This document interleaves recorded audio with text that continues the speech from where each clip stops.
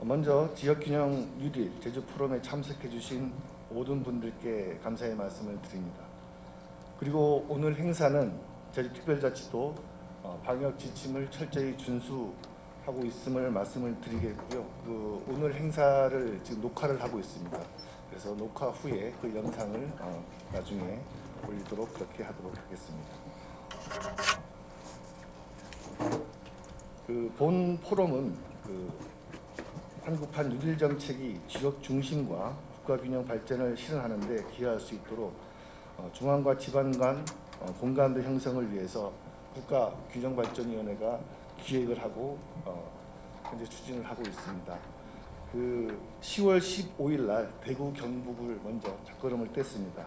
오늘은 그 5번째로 오늘 제주에서 포럼을 진행을 하게 되었음을 말씀을 드리겠습니다. 그리고 제주특별자치도도 저번 달이죠. 10월 12일 날 제주형 뉴딜 정책을 발표를 했고, 그리고 우리 원희룡 지사님께서도 대통령이 주시하시는 전략회의 때 직접 발표를 해주셨습니다. 제주형 뉴딜 정책에 대해서 주요 과제에 대해서 직접 발표를 해주셔서 중앙정부의 강력한 또 협조를 요청하기도 하였습니다. 제주특별자치도는 10여 년 동안 CFI 2030 그 경험, 그리고 제주형 뉴딜 정책을 토대로 해서 우리 한국판 뉴딜 정책에 아마 주도적으로 선도를 할 수 있게, 그리고 뉴딜 정책의 어떤 뉴 프론티어 지역으로 우뚝 설 수 있다고 저는 확신을 하고 있으며 기대를 하고 있습니다. 그런 의미에서 오늘 지역균형 뉴딜 제주 포럼은 큰 의미가 있지 않은가 생각을 하고 있습니다. 대회식에 앞서서 먼저 오늘 제주 포럼 일정에 대해서 간략히 말씀드리겠습니다. 내빈 소개, 개회식, 참석자들의 기념 촬영, 그리고 두 분의 사례 발표, 그리고 사례 발표를 끝나고 난 다음에 김상엽 제주연구원 원장님을 이제 좌장으로 모시고 지정 토론을 4시까지 진행할 예정으로 있습니다. 다음은 오늘 참석해 주신 주요 내빈을 소개해 올리도록 하겠습니다. 먼저 바쁜 일정에도 불구하시고 제주도까지 먼 걸음을 해주신 김사열 국가균형발전위원회 위원장님 자리해 주셨습니다. 큰 박수 부탁드리겠습니다. 원희룡 지사님을 대신해서 고영권 제주특별자치도 정무부지사님 자리해 주셨습니다. 또 김상엽 제주연구원 원장님 자리해 주셨습니다. 현기로 제주특별자치도 농수축경제위원회 위원장님께서는 지금 도의 일정 관계로 조금 늦으시다는 방금 연락을 받았습니다. 다음은 태성길 제주 테크노파크 원장이 참석하셔 주셨습니다. 황우연 제주 에너지공사 사장님 자리해 주셨습니다. 다음은 박찬식 국가균형발전위원회 본위원님 자리해 주셨습니다. 박경린 제주대학교 전산통계학과 교수님 자리해 주셨습니다. 양우석 국가균형발전위원회 대외협력부장님 자리해 주셨습니다. 이재승 카카오 대외협력이사님 자리해 주셨습니다. 그리고 오늘 발제를 해주실 윤영식 제주특별자치도 미래전략국장님 자리해 주셨습니다. 그리고 오늘 발제를 해주실 엄상근 제주연구원 미래전략연구부장님 자리해 주셨습니다. 시간 관계상 참석해 주신 모든 분들을 소개해 올리지 못한 점 양해 부탁드리겠습니다. 그럼 지금부터 지역균형 뉴딜 제주 포럼을 시작하도록 하겠습니다.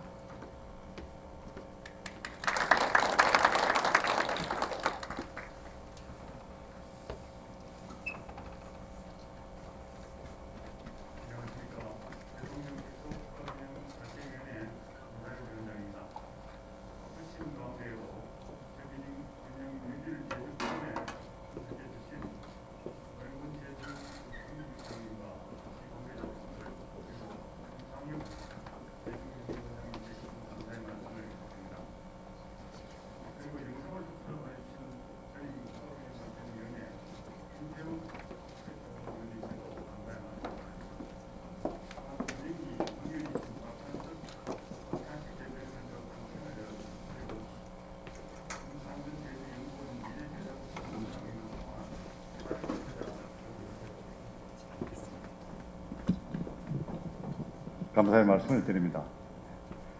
그린 뉴딜을 선도하고 있는 평화의 섬 제주에서 한국판 뉴딜을 지역 주도로 추진하기 위해 마련한 지역균형 뉴딜 제주 포럼 개최하게 된 것을 매우 뜻깊게 생각합니다.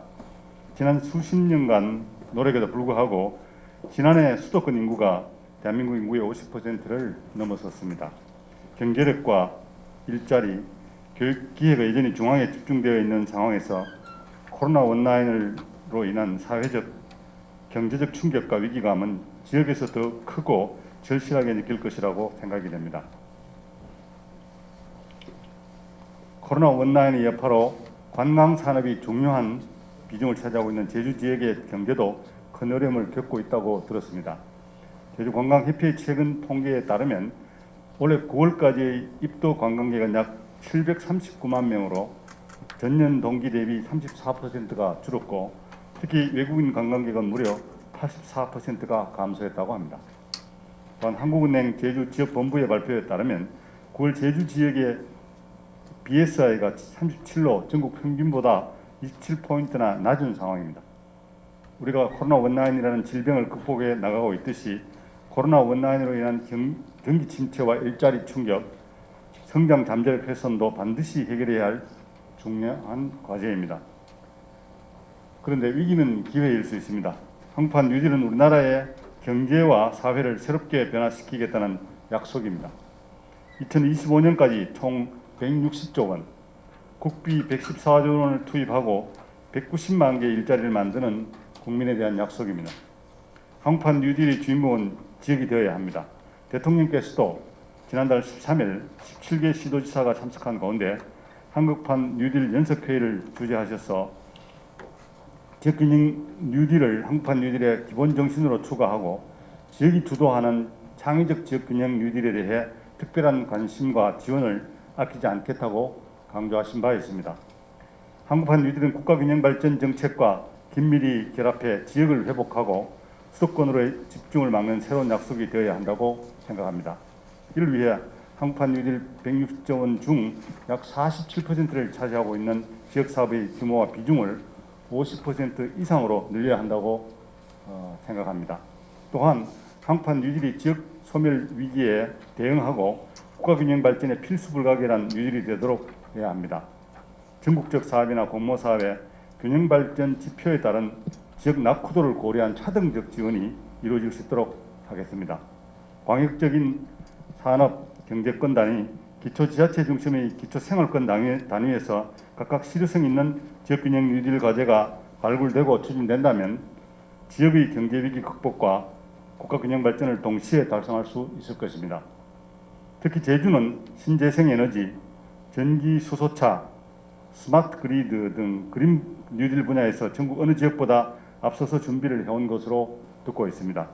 제주에서 그린 뉴딜을 중심으로 한국판 뉴딜, 지역 균형 뉴딜의 성공 사례를 창출할 수 있기를 기대합니다. 권역별로 개최되는 지역균형 뉴딜 제주 포럼은 국가균형발전위원회와 17개 시도, 226개 시군구가 함께하고 있습니다. 국가균형위는 중앙과 지역 간의 긴밀한 소통 협력 체제를 구축하고 지역균형 뉴딜에 대한 공감대를 확산하는 한편 한국판 뉴딜이 국가균형발전 정책과 긴밀히 결합되어 지역에서 다양한 성공 사례를 창출할 수 있도록 모든 노력을 다할 것입니다. 오늘 포럼에서 여러분이 주시는 여러 가지 제안과 의견도 국가균형발전 정책에 적극 반영하도록 하겠습니다. 다시 한번 오늘 이 현장에 참석해 주신 모든 분들과 온라인으로 참여해 주신 다른 분들께도 감사의 말씀을 올립니다. 감사합니다.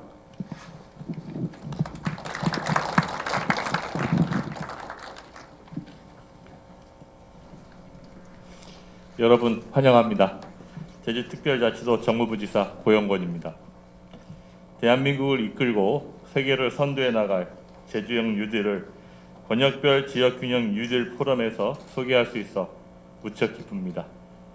10월 15일 대구 경북을 시작으로 부산, 충청, 호남을 거쳐 오늘 제주에 이르기까지 포럼을 이끌어주신 국가균형발전위원회 김사열 위원장님과 함께해 주신 전문가와 참석자 여러분께 깊은 감사드립니다. 코로나19 발생과 확산의 원인으로 기후위기와 이에 따른 환경 문제가 지목됩니다. 원래 최장 기간의 장마, 수십 년에 한 번 찾아오던 빈도의 호우와 잦은 태풍 또한 기후 위기를 그 원인으로 뽑고 있습니다. 코로나19를 극복하고 기후 위기에 대응하기 위해 저탄소, 친환경 사회로 전환하는 것이 지금 세대의 당면 과제가 되어 있습니다. 정부가 지난 7월 발표한 한국판 뉴딜 종합계획의 핵심은 디지털 뉴딜, 그린 뉴딜, 안전망 강화로 코로나19 위기 극복과 경제 활성화를 위한 노력이 담겨 있습니다. 이어 10월에는 한국판 뉴딜의 성공을 위해 지자체가 주도적으로 추진하는 사업을 적극 지원하고 국가균형 발전을 실현하는 지역균형 뉴딜을 강조했습니다. 지역균형 뉴딜은 한국판 뉴딜의 핵심 축입니다. 한국판 뉴딜의 성패가 지역에 달려있고 제주의 성공이 곧 대한민국의 성공으로 이어진다는 것입니다. 제주는 대한민국 그린 뉴딜 프론티어입니다. 제주는 2030년 탄소 중립섬을 목표로 이미 지난 10년간 저탄소 사회로 전환하기 위해 많은 노력을 기울여 왔습니다. 그 결과 신재생 에너지 발전 비율 전국 최고, 전국 최초 전기차 2만 대 돌파와 스마트 그리드 실종 완료 등의 성과를 거두었습니다. 블록체인, 공공민간 데이터 통합 활용, 드론 규제 샌드박스, 각종 신기술 실증 도시 선정 등 디지털 뉴딜에서도 전국을 선도하고 있습니다. 그동안의 경험과 성과를 기반으로 제주형 뉴딜 종합계획을 설계했습니다. 사람과 자연이 공존하는 청정제주라는 비전 아래 그린 뉴딜, 디지털 뉴딜, 안전망 강화 3개 분야 10개 핵심 과제와 24개 중점 과제로 짜여 있습니다. 저탄소 정책을 추진해온 경험을 바탕으로 그린 뉴딜 프론티어로서 정부의 재생에너지 3020 정책을 가장 앞서 실행하며 대한민국의 탄소 중립을 선도하겠습니다. 도민 관심사를 포함해 교통, 재해, 재난관리 등 지역 핵심 현안을 빅데이터와 스마트 기술로 해결해 나가겠습니다. 코로나19 위기를 안전과 치유, 상생으로 극복하겠습니다.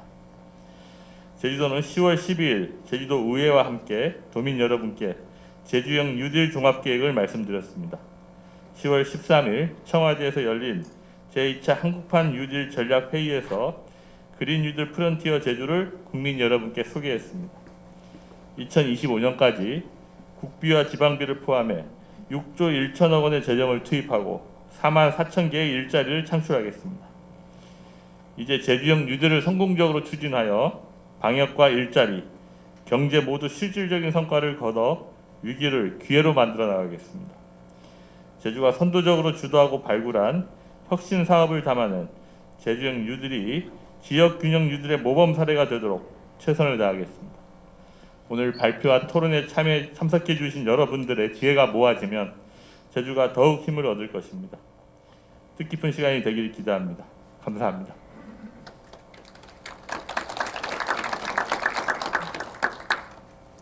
부지사님 감사드립니다.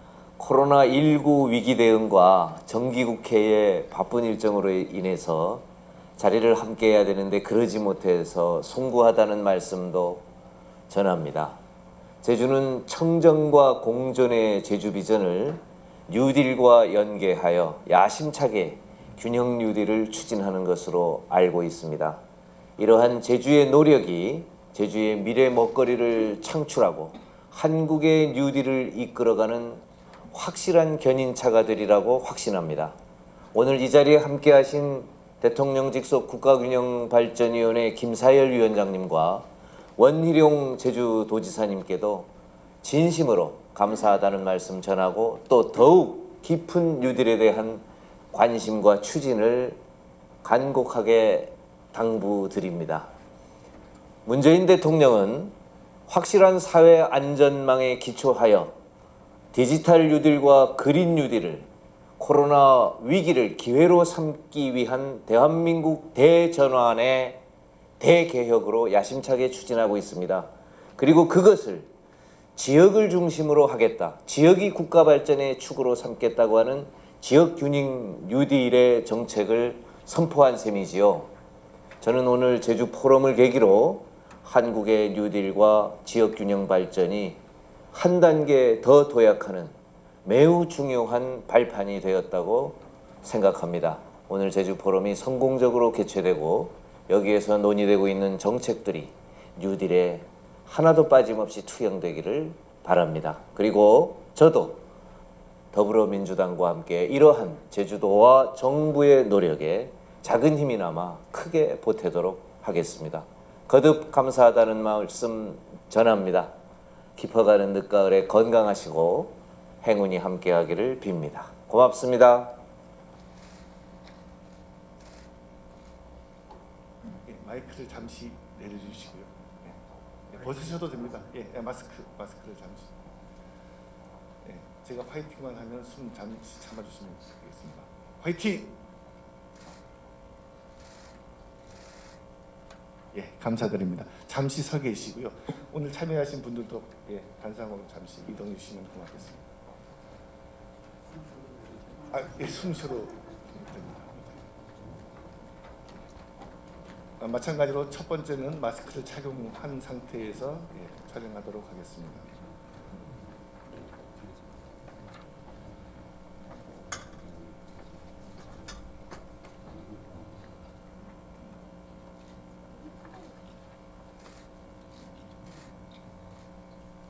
잠시 마스크를 좀 벗으시고요.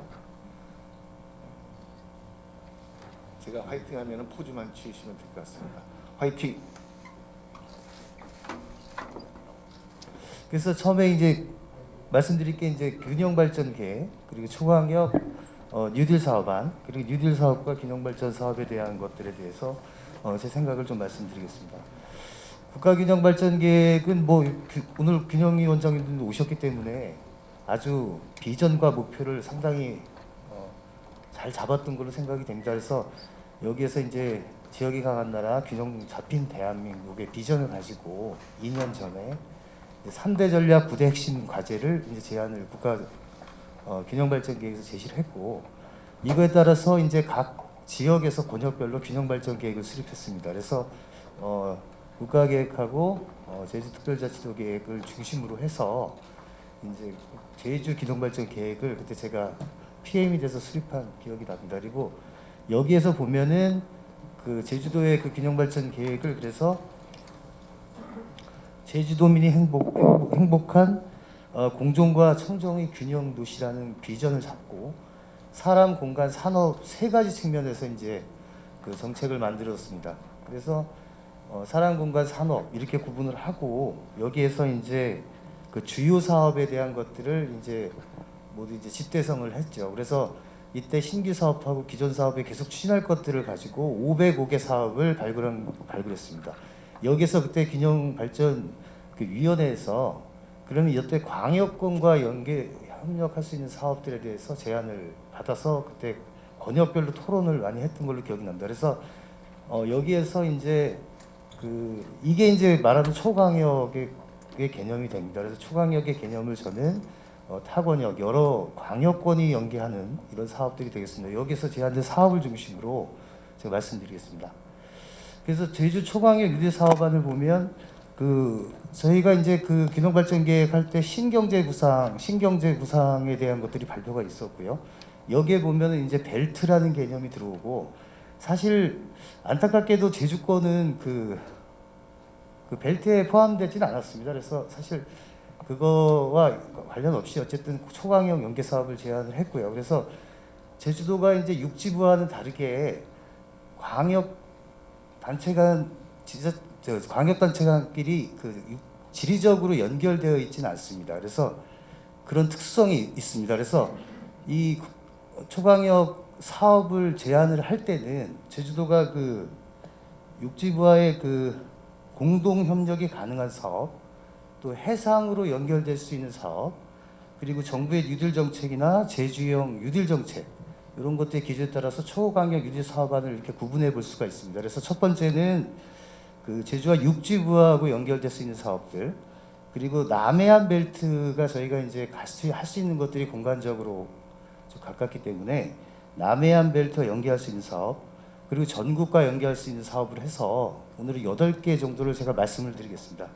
그래서 이제 전기자동차 특구부터 한반도 해상분류 연계 사업까지 좀 핵심적인 내용만 좀 말씀드리겠습니다. 첫 번째 사업은 이제 육지부와 연계하는 사업 중에 하나인데요. 이 전기자동차 특구 협력 사업입니다. 그 전기자동차 특구는 지금 말하는 그 우리가 제주도에서 가장 역점적으로 사업하는 그린 뉴딜, 모든 사업에 아주 중요한 사업이죠. 그래서 저희가 이때 제안됐던 것들이 국가의 전기자동차 특구로다가 지정되는 것들이 중요하다. 그리고 지금 이제 충전 인프라에 대해서는 이제 특구로 지정이 됐지만 전반적인 종합적인 전기자동차 특구로 가야 되는 사업이 되겠고요. 이때 이제 그 초강력권 연계 그 협력 그 대상은 이게 이제 강원도에서 이제 전기차를 또 생산을 하고 있고, 그리고 충북의 그 부품, 그리고 전남의 이제 전기차 생산 및 기술, 이런 것 강점이 있습니다. 그리고 저희 제주도 같은 경우는 이런 모든 것들을 모델화 시킬 수 있는 사업들, 연계 협력할 수 있는 사업들에 대해서 강점을 갖고 있기 때문에 이런 우리 초강력권 연계 사업으로다가 이제 추진을 하면 굉장히 전기차에 대한 우리나라 전반적인 그 수준이나 그 기술이나 여러 가지를 앞당길 수 있는 좋은 사례가 될 것이다라는 것들이 연계 구상이 있었습니다.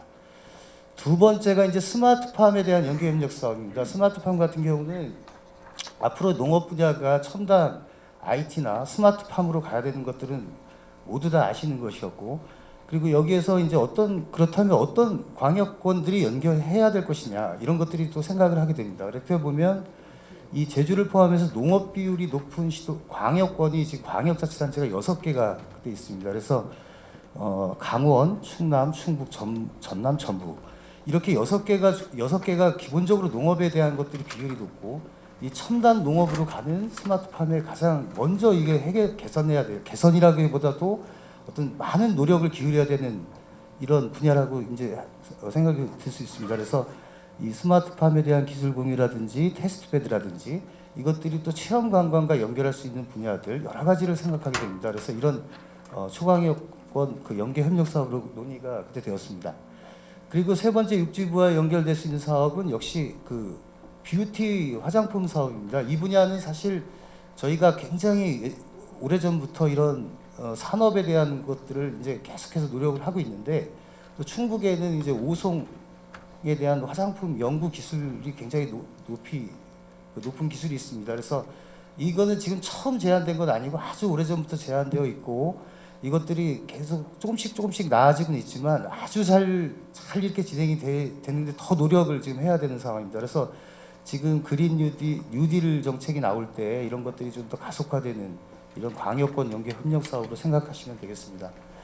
그 다음에는 이제 남해안 벨트하고 저희가 연계할 수 있는 사업들이 좀 몇 개 있는데요. 첫 번째는 이제 저희가 해양경제 특구, 해양경제 도시에 대한 것들을 우리 도에서도 많이 준비를 많이 해왔고, 이 개념이 이제 우리가 사면이 해양 지역이지만 뚜렷하게 우리가 해양에 대한 어떤 특화되는 어떤 사업들이 사실은 좀 부족한 게 사실이었습니다. 그래서 이걸 제주도 단독으로다가 하기에도 좀 어려움이 많았고, 그래서 남해안 벨트에 그 부산, 울산, 경남, 부울경이라고 하죠. 그리고 전남권하고 연계해서 5개 광역자치단체가 해양경제특구로 지정이 돼서 여기에 이제 해양 관광이라든지 해양 생태, 해양 환경, 해양 산업에 대한 것들을 전반적으로 같이 공동 발전시키는 사업입니다. 여기에는 이제 그린 뉴딜 기술이나 디지털 뉴딜 기술 이런 것들이 이제 같이 접목될 수 있는 이런 사업들이 생각할 수 있습니다. 그 다음에는 이제 그 해상풍력 클러스터 협력 사업입니다. 해상풍력은 이제 뭐 잘 아시겠지만 저희가 제주도에서 카본 프리 아일랜드 2030이 뭐 계속 추진되어 있고, 앞으로도 이제 중점 방향으로 갈 건데, 여기에서 이제 해상풍력에 대한 그 기술이나 여러 가지 사업들에 대해서 그 남해안권, 부산, 경남, 전남, 제주가 되겠는데요. 같이 해상풍력에 대한 것들을 같이 연계 협력하는 이런 사업입니다. 여기에는 이제 해양 클러스터 내 그 기술 개발이라든지 어떤 공동 협력 사업들을 어떤 구체적인 사업들에 대해서는 좀 더 이제 개발을 해야겠지만, 어쨌든 초강력권 협력 사업으로서 앞으로 이제 준비해 나가는 이런 협력 협력이 중요하다 이렇게 생각하고 있습니다.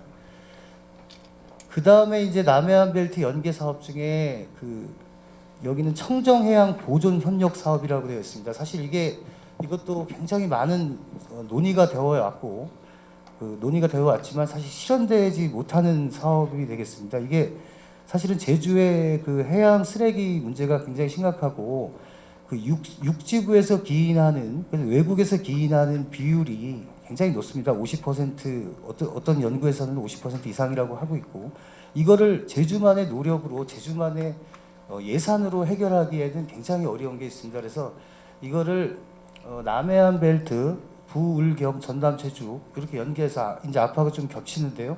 요 남해안과 제주 사이에서 발생하는 이 해양 쓰레기 문제를 공동 대응하는 이런 연계 협력 사업입니다. 이거는 우리 광역권 간 연계도 있겠지만 정부의 국가의 굉장한 관심이 필요한 이런 사업으로 생각하시면 되겠습니다. 그 다음에 이제 전국권 연계 사업인데요. 이거는 남부 평화 크루즈에 대한 것들 사업입니다. 그래서 이거는 정부에서 당시에 그 한반도 신경제 지도 구상, 앞서 제가 도면에서 말씀드렸던 그 벨트축을 중심으로 이렇게 구상이 되었는데요. 여기에서는 이제 크루즈에 대한 것들입니다. 그래서 평화 크루즈를 환동의 벨트, 환서의 벨트, 여기서 제주에서 출발해서 육지부와 북한 주요 도시를 연결하는 사업이 되겠습니다. 이거는 지금 상황의 여건에 따라서 유연하게 사업을 해야겠지만 이런 것들이 이제 그 연계 협력 사업으로 했습니다. 그래서 이때 강원, 제주, 강원하고 인천과 우리 제주가 그 항만이라든지 선사 유치라든지 노선이라든지 관광 프로그램들이 여건이 개선되면 언제든지 협력 사업이 될 수 있는 초강여권 연계 사업이라고 생각할 수 있습니다. 그 다음에 전국권과 연계선 사업이 이제 그 해상물류, 한반도 해상물류 연계 협력 사업인데요. 이 크루즈, 아까 평화 크루즈하고 연결하는 방식은 거의 유사합니다. 그래서 근데 이때 왜 이런 걸 하냐면은 제주도가 잘 아시겠지만 저희가 그 농산물에 대한 특히 겨울철 농산물에 대해서는 육지부에 상당히 많은 양이 들어가고 있고 이 농산물 가격인데 국민 측면에서는 굉장히 비쌀 수밖에 없는 게 이 물류비에 대한 것들에 대한 그런 것들이 있습니다. 그래서 이게 또 우리가 계속해서 해결되지 않는 이런 과제인데 이번에 이제 만약에 연계 협력 사업을 하게 되면 해상 물류 체계에 대한 국가 체계에 대한 그런 것들도 좀 개선하는 걸로 큰 초강여권 사업으로 이렇게 논의가 됐었습니다. 그래서 저희가 또 제주권에 물류단지가 지금 없습니다. 전국에 지금 5개 권역별 물류단지가 있는데 제주권에는 큰 물류단지 체계에 들어오지 못하기 때문에 이런 것들이 이제 전반적인 그 단순하게 권역별로만 되는 것은 아니고 국가 물류 체계에 대해서 이런 제주가 갖고 있는 여러 가지 농수산물에 대한 그런 물류 이런 것들도 같이 협력해서 추진하는 초강권 사업으로 이제 검토돼야 되겠다 이렇게 생각을 하고 있습니다. 그래서 이제 뉴딜 정책과 강여권 사업 연계인데요. 그래서 저희가 이제 그 제주형 뉴딜 정책을 발표를 했고 그 분야 다음에서 이제 발표를 하실 건데 저는 앞서 말씀드렸듯이 이 뉴딜 정책하고 균형 발전 정책이 다르지 않다고 생각을 하고 있습니다. 그래서 한국판 뉴딜 정책을 보면 또 제주형 뉴딜 정책을 보면 우리가 지향해야 될 점은 우리가 제주형 뉴딜 정책에서 말씀드렸듯이 발표했듯이 청정 제주, 스마트 제주, 안심 치유 상생 제주라는 큰 키워드가 있습니다. 이 키워드가 뉴딜 사업의 총합형 연계 사업 검토돼야 될 부분들하고 크게 다르지 않다. 신재생에너지나 1차 산업, 청정 신산업, 물류 산업 등에서 이런 것들이 지금까지 제안된 내용들이 거의 일맥상통한다고 이렇게 보고 있습니다. 그리고 지금 뉴딜 정책이 이제 앞으로 구체화되는 방향들이 이제 계속 구체화시켜 나가야 될 것 같은데요. 그래서 오늘 국가균형발전위원장님도 오셨지만 균형발전위원회에서 이런 뉴딜 정책에 기반해서 초강학경 연계 사업이 광역권과 논의될 수 있는 이런 그 큰 판을 좀 이렇게 잡아주시면 그 제주도가 이 분야에서는 프론티어의 역할을 충분히 할 수 있을 것으로 이렇게 생각하고 있습니다. 예, 이상입니다.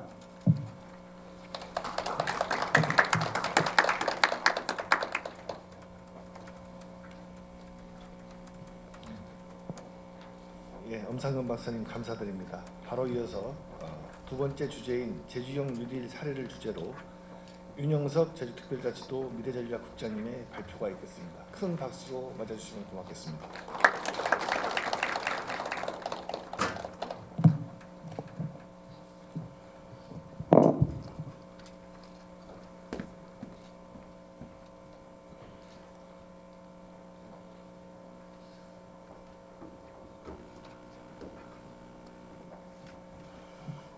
네, 반갑습니다. 제주특별자치 미래전략국장 윤영석입니다. 멀리서 지금 그 김사열 국가균형발전위원 위원장님께서 이렇게 오셔서 제주 지역의 유들과 그리고 지역 유들에 대한 관심을 보여줘서 너무 감사하다는 말씀을 드리겠습니다. 인사 말씀에서도 다들 말씀드렸던 것들을 짧게 요약을 하자 그러면 일단 정부가 일단은 이제 유들을 발표하고 제주가 최근에 10월 12일 날 종합계획을 발표했습니다. 그 큰 틀에서 지금 그 우리 제주형 종합 뉴딜 계획의 방향성과 지금 현재 21년 자체 지금 현재 저희 미래국 중심으로 대응하고 있는 국가 공모 사업에 대한 뉴딜 과제에 대한 사례들을 좀 모아서 국가의 뉴딜 정책 방향성과 어떻게 온라인이 연결되어 있는지 앞으로 어떻게 추진할 것인지 간략하게 말씀 좀 드리도록 하겠습니다.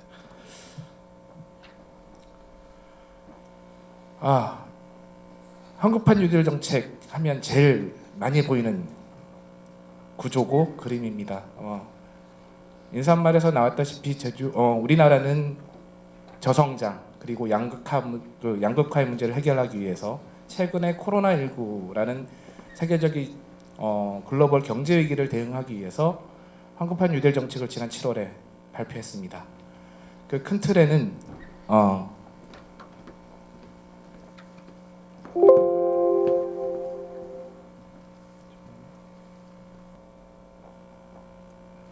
틀에는 그린 뉴딜과 디지털 뉴딜 이거를 어우르는 고용 안정망 포용사로 지행하는 고용 안정망 과제 크게 세 가지 틀로 이루어져 있고요.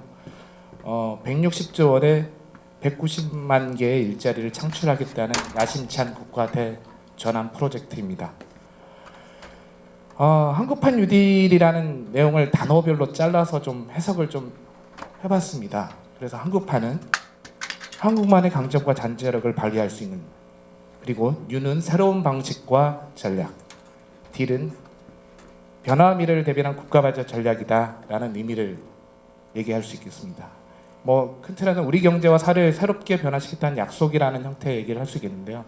이거를 살짝 바꿔서 제주의 입장으로 해석을 해보면 제주형, 제주만의 강점과 잠재력을 발휘할 수 있는 새로운 방식과 새로운 전략, 그리고 제주의 미래를 대비하는 제주 지역 발전 전략, 이렇게 해석을 하면 우리 제주형 뉴딜 정책이 어떤 방향 어떻게 가야 될 것인가에 대한 고민들을 같이 좀 녹여낼 수 있지 않을까라는 생각을 가지고 있고요.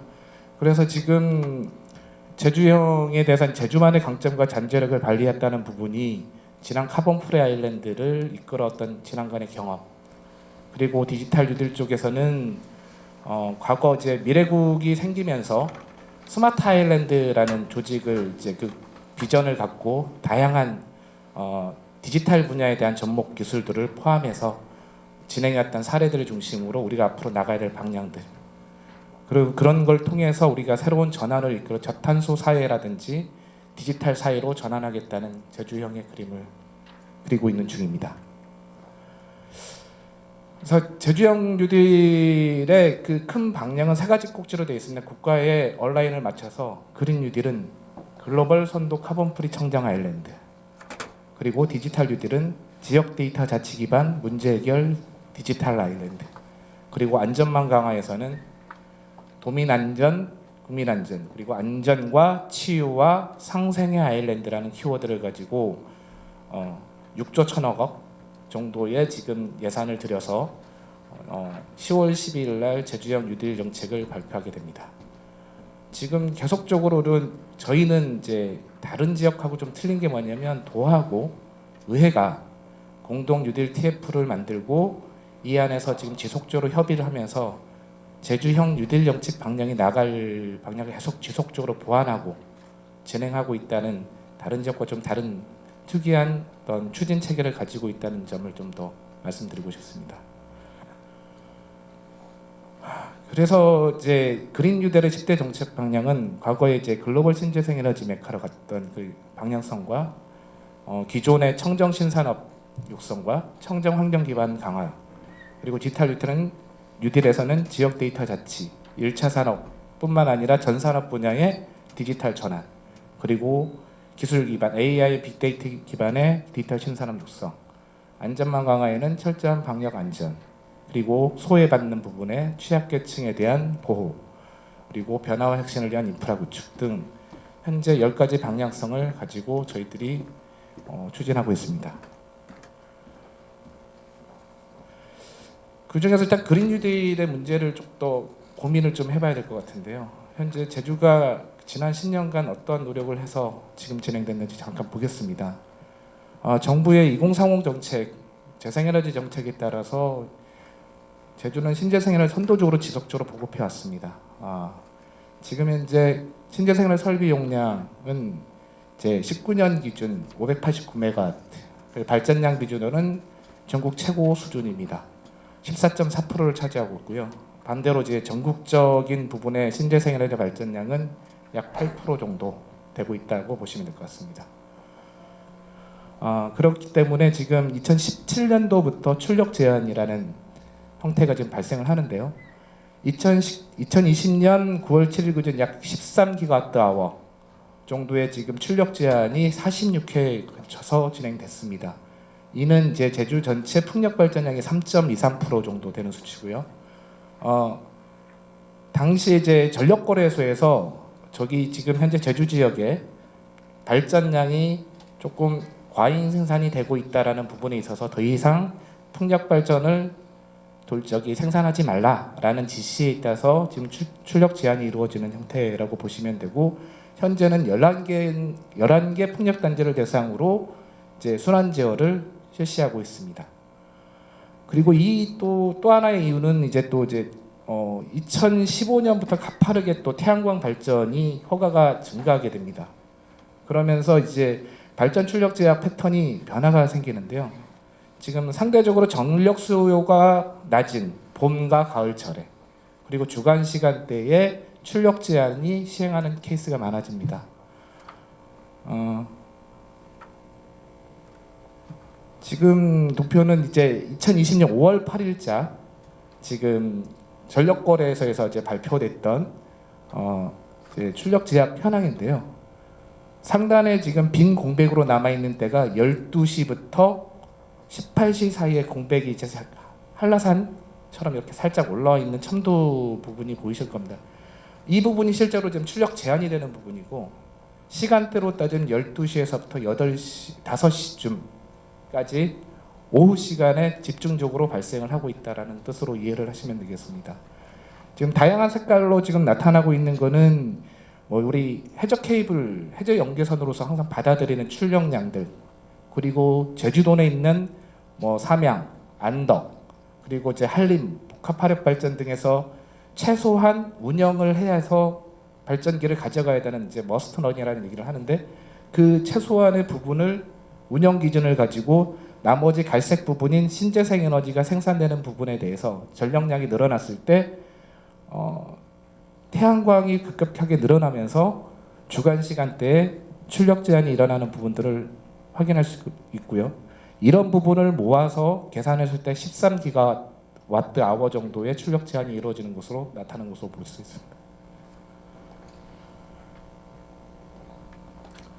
근데 더 안 좋은 소식은 이제 이 제약으로 해서 비관적인 전망으로는 앞으로 계속적으로 늘어날 것이다.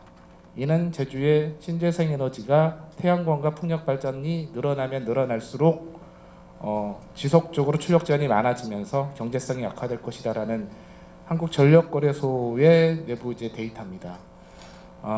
이거를 해결하기 위해서 결국 중앙 정부가 나아가자 하는 이제 재생에너지 발전량 비중 20%를 달성하기 위해서 국가가 아닌 제주에서 먼저 이 문제를 해결해야 된다는 당면 과제를 우리는 가지고 있습니다. 요거는 또 이제 2030년, 2023년에 제3년 개선이 이제 역존성된다는 가정하에 역성 불가시는 43%로 증가하겠다는 뜻이고요. 그리고 역성 가능할 때는 약 그 30% 정도 지속적으로 출력 제한이 발생할 것이다. 이 문제를 우리는 어떻게 해결해야 될 것이냐? 좀 전에 말씀드렸으면 과연 이 문제가 과연 제주만의 문제인가? 결코 아니다라는 말씀입니다. 지금 우리가 재생에너지 확충을 2030년까지 63.5기가와트를 생산하겠다고 국가적으로 얘기를 하고는 있습니다만은 이 결국 개통의 유연성을 확보하지 못하면 출력자는 해결하지 못하면 이 문제는 약속이 이행이 어렵다. 그리고 우리가 기후 변화 대응을 하기 위해서 재생에너지로 전환하고 있는데 지난 2015년 파리 기후 변화 협약 불이행 우려가 많이 있다. 그래서 지금 제주의 발전 출력 제한 문제는 곧 국가 전체적으로 확산될 가능성이 크다. 자, 제주가 14.4%입니다. 전국은 현재 8% 수준이고, 자, 전국 수준에서 제주 수준의 12%, 13%가 되기 시작하면 제주가 겪는 경험을 육지부 전체에서 출력 제한이 걸릴 수도 있다라는 뜻입니다. 그러면 이 출력 제한 문제를 제주가 어떻게 해결하느냐? 결국 우리나라 전체의 출력 제한 문제를 어떻게 풀 것이냐라는 같은 관점에서 제주가 겪는 그린 뉴딜 프론티어가 이 문제를 반드시 해결해야 된다. 라는 관점을 가지고 저희들은 접근을 하고 있습니다.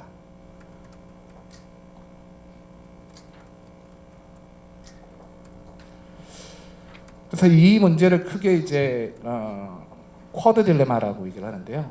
이제 재생에너지 확산, 그에 따른 부하 불균형, 그리고 제주도 같은 경우는 이부의 급증, 그리고 제도적 한계, 이런 이제 복합적인 문제들이 동시에 발생을 하고 있습니다. 재생에너지 국지로 되는 쿼드 딜레마가 발생을 함에 따라서 우리는 이 문제를 지속적으로 어떻게 해결할 것인가의 고민들을 하고 있습니다. 자, 이런 고민들에 대해서 11가지 분야의 발전 출력 제한의 해결 방안들을 지속적으로 고민하면서 첫 번째로는 에너지 저장 부분에서 문제 고민을 해결할 수 있겠다. 두 번째는 에너지 전환 부분에서 문제 고민을 할 수 있겠다. 세 번째는 에너지 관리적 측면에서 이 부분을 좀 고민할 수 있겠다. 그리고 에너지 제어를 어떻게 하느냐에 따라서 문제 해결 방향이 나올 수 있겠다. 그리고 한 가지 또는 이제 에너지 전송, HVDC라는 전송 문제로 해결할 수 있겠다. 근데 이 모든 문제가 전력시장 제도하고 연결되어 있습니다. 이 전력시장 제도를 변화하지 않으면 이 문제를 접근을 할 수가 없고, 그래서 이 문제를 풀기 위해서는 좀 뒤에 나오겠습니다만은 우리가 지금 진사님이 VIP 보고 때 말씀드렸던 전력거래 자유화, 전력제도 개선이 지금 반드시 필요한 부분이고, 중앙정부도 이 부분에 대해서 문제 해결을 하기 위해서 제도 개선을 하기 위해서 노력하고 있다라는 얘기를 함께 드리겠습니다. 방금 얘기했던 전력거래 자유화인데요. 이 전력거래 자유화가 쉽게 얘기해서 막 어렵게 생각하는 게 아니라 우리는 전기를 누구에게 사느냐? 한전에게 무조건 사야 됩니다. 법적으로. 전기를 누구에게 파느냐? 전기를 생산하는 한전에 무조건 팔아야 되는 구조로 되어 있습니다. 이런 부분에 대해서 한전을 거치지 않고 개인 간의 직거래, 내가 생산하고 내가 소비자가 되는 프로슈머 개념을 도입을 하자. 이거를 국가 전면적으로 개편하자는 게 아니고요. 단계별로 일부 이웃 간의 거래를 허용을 하고, 일부 마을 간의 거래를 하고, 일부 지구 간의 거래를 하면서 단계적으로 확장을 하면서 전력요금 제도, 그리고 전력제도 개선을 만들어 나가자라는 게 주요한 포인트입니다. 한꺼번에 변화는 할 수는 없는 것이고요. 그래서 지금 이런 부분에 따라서 내가 전력 판매를 통한 수익자가 될 수 있고, 그리고 내가 때로는 전력 소비자가 될 수도 있는 이제 그런 형태가 될 거고, 이를 통해서 다양한 에너지 신산업 그리고 일자리 창출을 우리는 기대하고 있습니다. 과거에 지금 농업 데이터가 현재 없습니다. 그럼 이 농업 데이터를 어디서 확보를 할 것이냐? 사실 기존에 연구에 됐던 계획화돼 있던 문서화돼 있던 문서의 데이터를 다시 디지털로 전환할 수 있는 고민들이 필요합니다. 이런 부분들은 좀 개인적으로 좀 공공근로라든지 우리가 아날로그 책에 있는 데이터들을 디지털로 전환하는 이제 디지털 그 도서관 형태의 작업들이 있는데요. 과거의 아날로그 데이터를 디지털로 전환하는 이런 형태의 작업도 지금 필수 데이터를 확보하는데 좀 필요하지 않을까라는 생각을 좀 하고 있습니다. 그리고 지금 중앙정부가 수많은 지역 데이터를 많이 컨트롤하고 있습니다. 이런 부분을 저희가 어떻게 확보를 할 것이냐, 뭐 이제 지역 데이터 자치권이라는 확보로 관점에서 이런 부분을 이제 우리가 권한 이양을 받든 데이터를 확보를 하든 결국 지역 데이터를 확보하고 나서 이 부분을 통해서 지역 정책을 만들어 나갈 수 있어야 이제 과학적인 정책을 이제 결정할 때 충분한 의미가 있지 않을까라는 생각을 좀 가지고 있습니다. 그리고 이제 데이터 관리는 제주형 통합 데이터 관리 센터를 JDC가 추진하고 있고요. 이 안에서 지금 제주도 내에 이루어지는 데이터 관리를 수집하고 체계적으로 관리하고 서비스할 수 있는 그런 방향성을 가지고 데이터 전주기 생태계 강화와 데이터 유통 체계를 확립할 계획을 가지고 있습니다. 데이터 활용은 1차, 2차, 3차 전산업 분야 디지털 전환과 신시장 창출을 추진하기 위해서 진행되고 있고 이런 부분에 있어서 지금 우리 비대면 서비스 산업 육성을 하기 위해서 시범 사업을 다양하게 추진하고 있습니다. 제가 이게 얘기 드렸던 전체에 대한 그 조감도입니다. 데이터 수집적 관점에서 수집 센서는 어디서부터 시작하나요? 뭐 5G, 공공 와이파이, 내비게이션, 버스 정보 시스템 이런 데로부터 이제 저희들은 데이터를 수집할 수 있다. 그리고 이제 데이터 허브라는 게 결국은 나중에 통합 데이터 센터가 역할을 해야 되는데요. 이 안에서 기본적으로 수집된 데이터를 기반으로 데이터를 체계적으로 분류하고 가공을 하게 됩니다.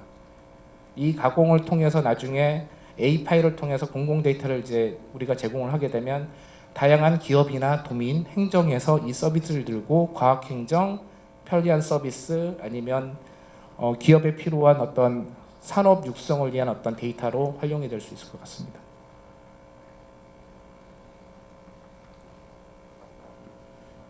이거는 넘어가겠습니다. 그래서 간단하게 지금까지 현재 뉴딜 공모 사업들이 중앙정부 부처로 이루어지고 있습니다. 그래서 지금 제주가 선도적으로 지금 대응을 해서 몇 가지 뉴딜 과제들을 확보를 하고 있는데요. 몇 가지 사례만 간단하게 말씀드리겠습니다. 이거는 아까 그 재생에너지 남는 전력을 어떻게 활용할까의 고민에서부터 시작한 이제 제주형 맞춤형 된 대응인데요. 재생에너지 미활용 전력을 활용해서 수소를 생산해서 우리가 에너지를 저장하고 수소 에너지를 활용할 수 있는 방안을 찾아보자 라고 지금 생각해서 지금 최근에 그린 수소 실증 사업을 지금 에너지공사가 주관 기관이 돼서 사업을 지금 확보를 했습니다. 그러면 제주의 미활용 전력을 어떻게 활용할 것인가에 대한 이 부분의 검증을 통해서 우리가 지금 재생에너지 확대에 따른 남는 전력 문제, 미활용 전력의 문제를 해결하는 방안을 찾아가려고 하고 있습니다. 두 번째는 이제 5G 기반 그러니까 5G MEC 기반의 비대면 헬스케어 서비스입니다. 지금 아까 우리 DNA 생태계에서 이제 5G 기반이 지금 나왔는데요. 이 5G 네트워크를 통해서 다양한 응급, 그다음 의료, 그다음 사회복지 시설에서 이제 나타날 수 있는 여러 가지 비대면 서비스를 개발하고 이 개발을 통해서 지역 사회에 기여하는 방향으로 지금 비즈니스 모델을 검증하고 있습니다. 이것도 지금 뉴딜 과제로서 지금 확보된 과제고요. 중앙에 가지고 있는 행안부가 가지고 있는 다양한 우리 지역 도민들의 정보를 이제 그 마이데이터 형태로 지금 행안부가 제공을 해주고 있습니다. 이 정보 서비스에 대한 협약 기관으로 지자체에서는 제주도하고 경기도가 지금 참여를 하고 있고요. 이 서비스를 통해서 우리는 중앙정부가 가지고 있는 데이터를 제주가 확보를 해서 대도민 서비스할 수 있는 인프라를 갖췄다고 볼 수 있습니다. 그래서 이번 최근에 10월 13일 날 행안안전부 업무 협약을 제가 직접 가서 체결했고요. 이거 기반으로 제주도는 인공지능 기반 민원 소식 작성 도우미라는 어떤 국책 과제를 확보를 해서 뉴딜 과제로서 지금 사업을 수행을 하고 있습니다. 그리고 이제 드론 영상 관련 제주 월동작물 데이터 구축 사업입니다. 이것도 지금 디지털 뉴딜 관점에서 제가 시행을 하는 거고요.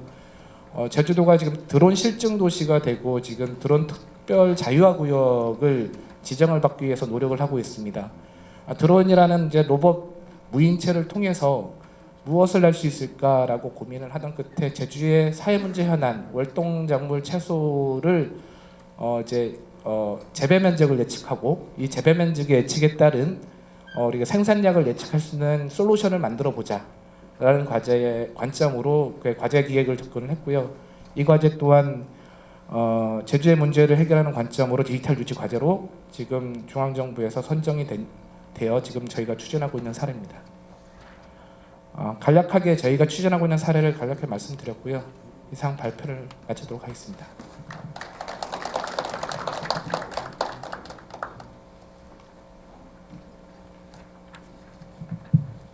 예, 우리 권영석 국장님 발표 감사드립니다. 예, 원장님 부탁드리겠습니다.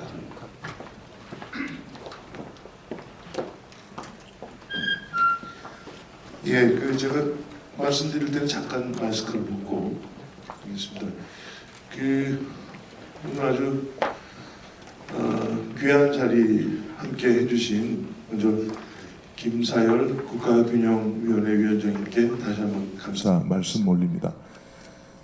잘 아시다시피 대통령과 시도지사 연석회의에서 원희룡 지사께서 그린 뉴딜 프론티어로 한국판 뉴딜에 제주가 이제 선도하겠다 이런 각오와 다짐, 비전을 말씀을 드렸고 또 대통령께서 크게 격려하는 메시지를 보내주기도 하셨습니다. 특히 저는 오늘 김사열 위원장님께서 그동안 이제 160조 원 정도의 뉴딜 5년간 지속될 뉴딜이 지역 주도로 이루어진다는 점을 강조하시면서 지난번 홍남기 부총리께서 약 47%를 지역 뉴딜에 배분하겠다. 그런데 오늘 말씀은 그걸로 모자라다. 균형 발전을 위해선 50% 이상 가야 되고 그것이 사실은 대통령께서 의중에 두고 계신 그런 것이다라는 말씀을 들었을 때 참으로 반갑고 적절하다 이런 소감을 말씀드리겠습니다. 다시 한번 귀한 걸음해 주신 위원장님께 감사 말씀드립니다. 제주도의 뉴딜의 아주 자랑스러운 점 중에 하나는 바로 협치입니다.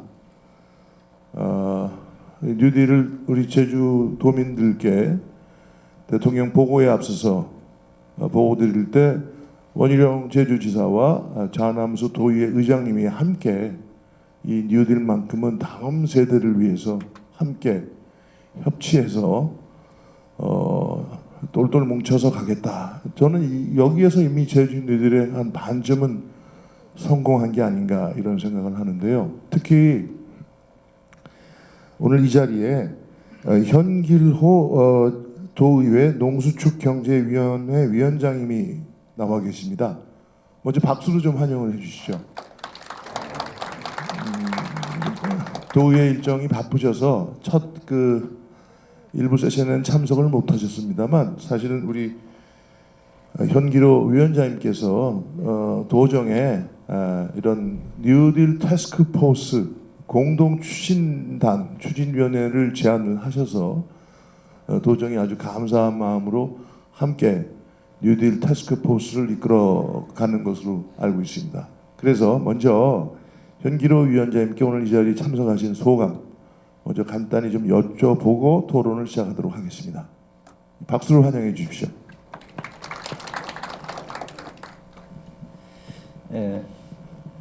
처음부터 참석 못한 점에 대해서는 조금 사과를 먼저 드리고요. 다른 일정이 선약이 먼저 된 일정이 하나 있어서 조금 늦었습니다. 내용들은 제가 자료를 미리 좀 보고 왔습니다. 내용을 토론하기 전에 어쨌든 이 자리를 준비해 주신 우리 제주연구원의 김상희 원장님 고맙습니다. 그리고 먼 길 마다하지 않으시고 제주까지 찾아와 주신 김사일 위원장님 고맙습니다. 사실 그 제주 같은 경우는요, 2006년 특별자치도가 출범하면서 그 자치에 대한 권한을 많이 받아오고, 그리고 여러 가지 분야에서 대한민국의 지방 분권 균형 발전에 대해서 좀 선도적인 역할들을 주문받고 그러한 일들을 좀 했었습니다. 그런데 이게 특별자치가 시작이 되고 진행되는 한 10여 년의 시간 동안 지역 주민들이 느낀 과연 제주 특별자치도에 대한 느낌은 무엇이냐 라고 할 때 그렇게 우호적이지만은 않은 게 사실 현재 상황입니다. 그럼에도 불구하고 지금 이 한국형 뉴딜이 발표되면서 제주가 그동안 다양한 분야에서 선도적으로 해왔던 일에 대한 기대치가 지금 상당히 급상승해 있는 상황입니다. 이 디지털 뉴딜, 그린 뉴딜, 그 다음에 이제 안전망과 관련해서 제주는 많은 노력들을 해왔습니다. 자치의 분야가 아닌 이 분야에서도. 그런데 지금 또 하나의 우려는 이렇게 선도적으로 해왔던 사업들이 다시 한국형 뉴딜이 되면서 어쩌면 전 지역이 골고루 또 평준화하게 돼버리는 건 아닌가라는 그러한 우려가 있는 것도 사실입니다. 그래서 이 한국형 뉴딜이 발표되자마자 의회에서는 도세도 약하고 특별자치도라고는 하는데 우리가 어떤 역할을 하는 게 맞느냐, 이런 내부적 고민이 많았습니다. 의원님들 사이에서도 사실 의회의 기능과 역할에 대해서 해야 되는데 이런 분야에 대해서 협치라는 이름으로 같이 가도 되는 거냐? 그건 도에서 하고 의회는 의회의 역할을 하는 게 맞지 않느냐라는 다양한 의견들도 있고 토론도 거쳤습니다. 언론에서도 언론에서는 의회의 제 기능이 맞느냐라는 그러한 지적들도 있었습니다. 그럼에도 불구하고 제주도의 지금 정치적, 그 다음에 경제적, 사회적 환경들을 놓고 볼 때 도정의 힘만으로 추진하기에는 좀 모자라지 않겠느냐. 특히 정치적 환경이 그렇습니다. 그래서 의회에서 우려스러운 부분들은 있지만 힘을 보탤 필요가 있을 것 같다라는 결론을 내려서 사실은 TF가 구성이 되게 되었습니다. 저 같은 경우는 사실은 이 사업 분야하고 직접적인 연관이 있는 상임위가 되다 보니까 이제 TF 단장을 같이 맡게 됐습니다. 저희들도 각계각층을 통해서 우리 도정이 좀 약한 부분을 메꾸고 서포트하면서 다양한 의견들을 중앙에다가 건의하고 전달하고 있습니다. 우리 김상일 위원장님께서 가시기 전에 토론과 관계없이 제가 이 말씀을 드리는 것은 그동안 제주가 이끌어왔고 선도적으로 나갔던 부분에 대해서, 그리고 앞으로 다시 그 걸어왔던 길들이 의미 있게 진행될 수 있도록 각별한 관심을 좀 가져주십사 하는 차원에서 먼저 이 말씀을 드리고 추후 토론 내용에 대해서 세부적인 내용들은 다시 이제 토론에 임하도록 하겠습니다. 고맙습니다. 예, 감사합니다. 제레미 리프킨이라는 분이 이제 글로벌 그린 뉴딜에 관한 책도 쓰고 여러 가지 저도 자문도 몇 번 받았습니다만, 사실은 지속 발전, 기후 변화 대응, 지속 발전을 위한 것은 피어 어셈블리라고 수평적인 협의체. 그러니까 정부와 의회는 물론이고 젊은 세대, 시민사회까지 모든 이해 당사자가 참여해서 함께 끝까지 중장기적으로 가는 게 대단히 중요하다고 강조하고 있는데 지금 현기로 그 위원장님께서 그런 것들을 제주를 선도해 주신 게 저는 굉장히 소중하다고 생각합니다. 그리고 저 역시 제주가 그동안 한 10여 년간 엄청난 노력을 해서 선도성을 확보하느라고 노력을 해왔는데 균형의 역설이라고 할까요? 지금 풍력이 압도적인 1위에서 지금 2등, 3등으로 밀려나가고 있습니다. 그다음에 전기차도 압도적 1위에서 사실은 이제 서울이 이제 뒤따라오고 있고요.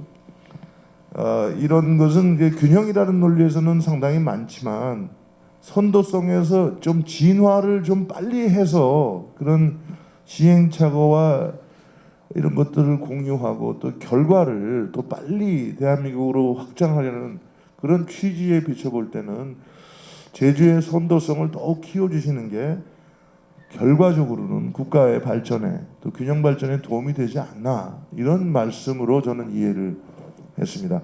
저도 사실은 같은 생각이고요.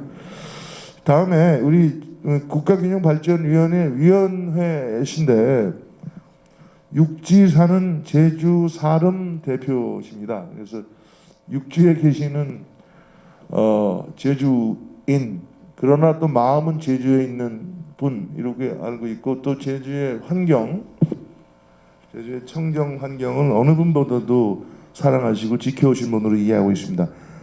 박찬식 그 대표님께 말씀을 좀 청해 듣겠습니다.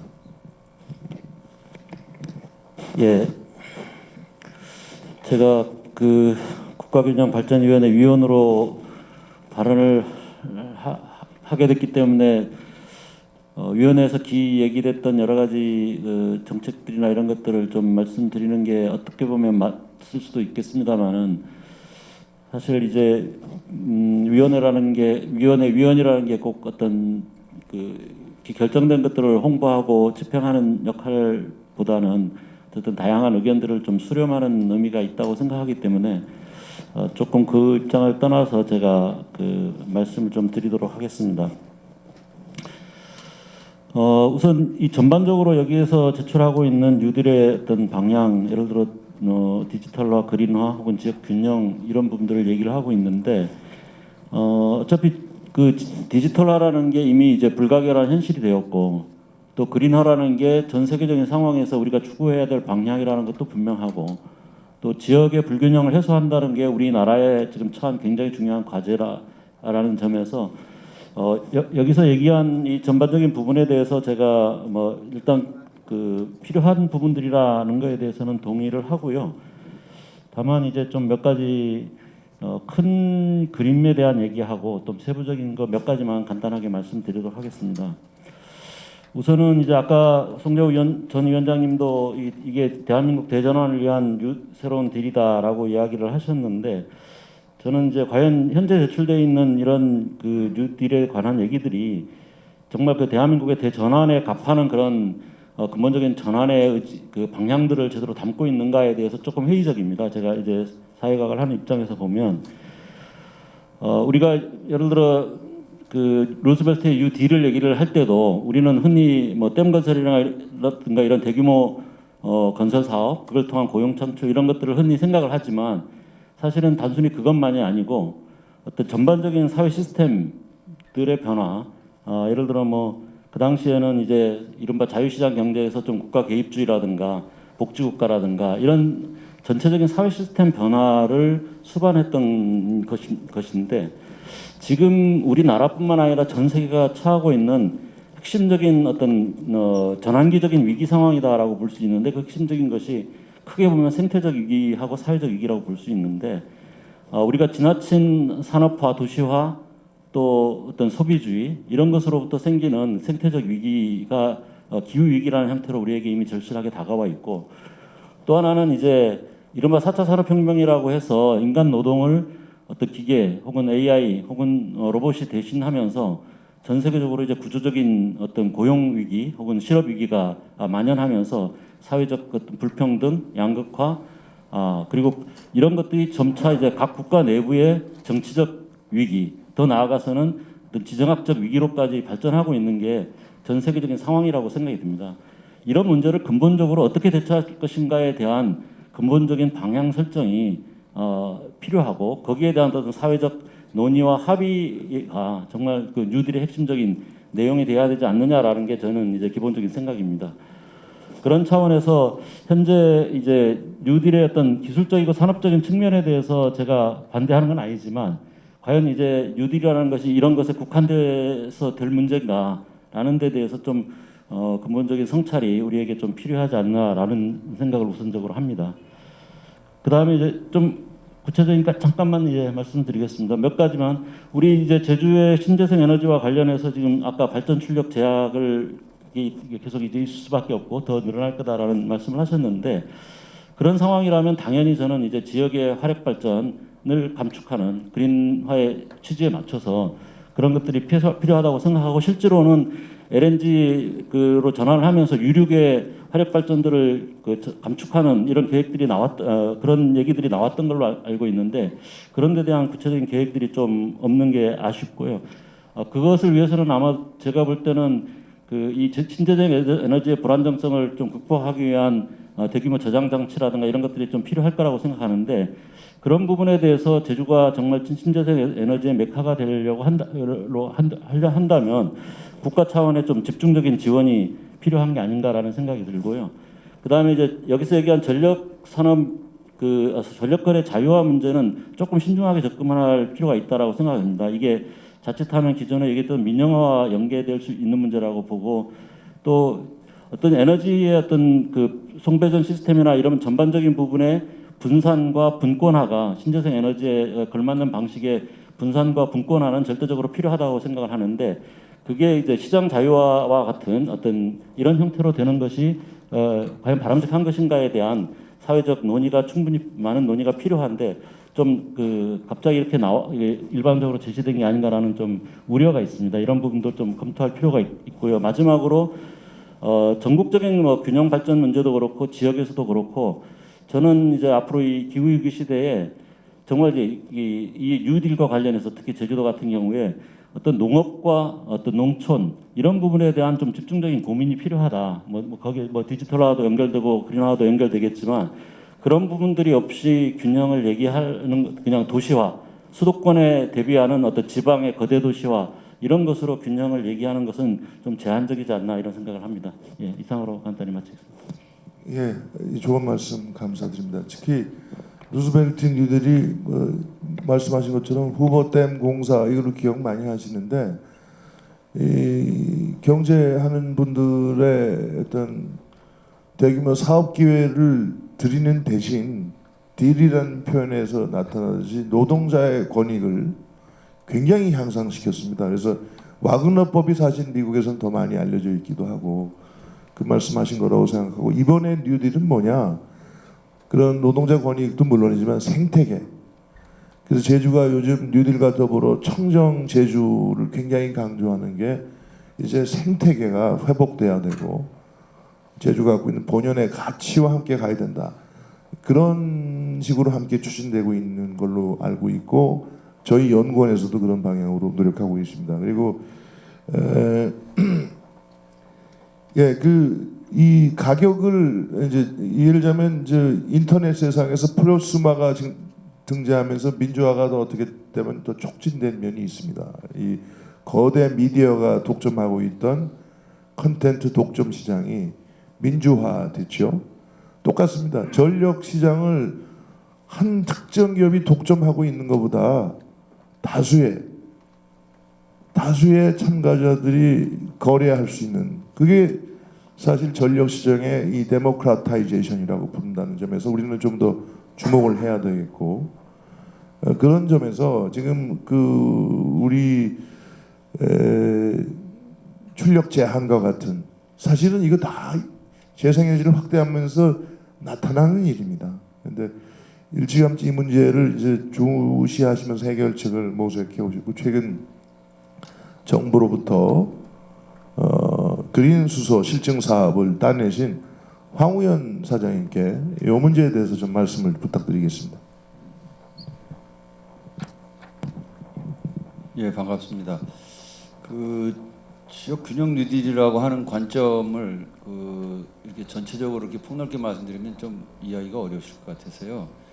4차 산업혁명 차원에서 놓고 보면 에너지 전환이 이미 가정에서 이 대부분 시작이 되고 있는데, 가정은 그동안에 전기하고 가스와 휘발유 그리고 열 4가지를 썼었습니다.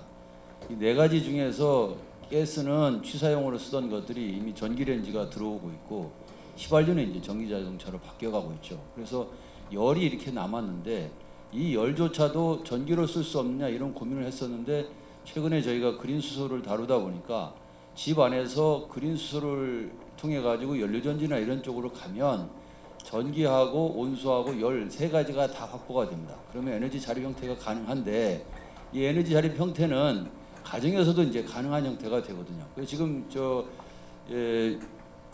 사회자 말씀하신 것처럼 그 형태들이 이제 조금씩 늘어나다 보니까 제주도가 선도적으로 태양광이나 풍력들이 굉장히 많이 늘어났어요. 그게 사업자도 있었지만 일반 가정에서도 태양광이나 이런 것들을 많이 설치해서 늘어났는데, 그게 이제 무려 60만 정도가 되거든요. 이 60만은 제주 전체가 2030년에 4기가 약 400만 킬로를 가려고 하던 것에 이미 60만을 달성을 한 거예요. 근데 양으로 따지면 정부가 가려고 하는 목표의 70%를 달성했으니까 제주에 있는 지역 주민들이 엄청난 노력을 하고 수용을 해서 간 거죠. 근데 이게 문제가 생겼습니다. 그렇게 늘어나다 보니까 남는 전기가 생겼고, 제주에서 쓰는 것보다 이게 이제 출력 제약이라고 하는 형태로 해가지고 팔지 못하는 경우가 생기니까 태양광이나 풍력으로 사업하는 분들 입장에서는 손실이 이제 발생하게 되는 경우가 생겼죠. 그래서 아까 이제 우리 그 위원장님 말씀하신 것처럼 위기 형태가 이제 그 중에 하나를 이루는 게 부각이 되는데, 이 위기가 이제 이겨내야지만 된다는 전제죠. 왜? 제주의 문제는 3년에서 5년 지나면 육지에서도 똑같이 경험을 하게 됩니다. 그러니까 신재생이 늘어나고 있는 과정에서, 전기차가 늘어나고 있는 과정에서 경험을 하게 되는데, 그걸 이제 제주도에 이제 미리 국장님 아까 쿼드릴레마라고 하는 형태로 말씀을 하셨어요. 그러니까 전기 출력을 제한하는 문제라든지 피크가 올라가는 문제라든지 사업자가 수익이 떨어져서 확장을 못한다든지 이런 4가지 문제가 복잡하게 얽히게 되는 거죠. 결국에는 이제 이 문제를 해결해야 되는데, 이 문제를 해결하려고 하다 보면은 VPP라고 하는 가상발전소 형태로 가야 되고, 그 형태로 가기 위해서는 지역 단위의 조그만 타운 형태로라도 타운 형태로 해서 완벽한 에너지 자립 형태가 만들어져야 된다고 보는 겁니다. 그러다 보니까 이제 그러면은 현재의 전력 공급 체계나 망 운영은 어떻게 되느냐, 이제 이런 숙제가 나오고, 거기에 전력 거래 자유화라고 하는 형태가 기존 체제에 대해서 뭐 이렇게 저렇게 바꾸자 그것이 아니라 현재 제도하에서도 운영 가능한 틀을 하다 보면은 자연스럽게 바뀐다고 이미 많은 학자들이 얘기를 하고 있는 거거든요.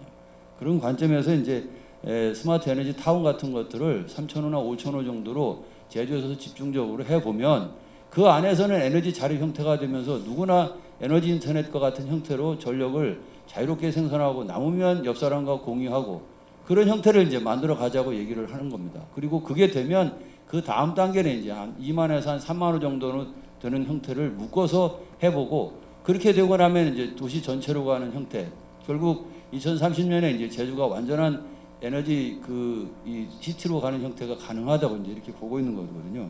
그래서 결국에 이제 현재 정부가 가려고 하는 이 그린 뉴딜 정책도 그 목표를 가지고 가게 되면 얻어지는 것들이 이제 지역 산업이라든지 일자리라든지 또 환경 보존이라든지 이게 다 되기 때문에, 저는 정부에서 이런 제도를 이렇게 어떤 면에서 보면 굉장히 큰 규모로 예산이나 정책을 발표를 한 것을 제주에서 그동안 10여 년 동안 해오고 준비를 해왔기 때문에 프론티어적으로 이미 기반을 다져놨거든요.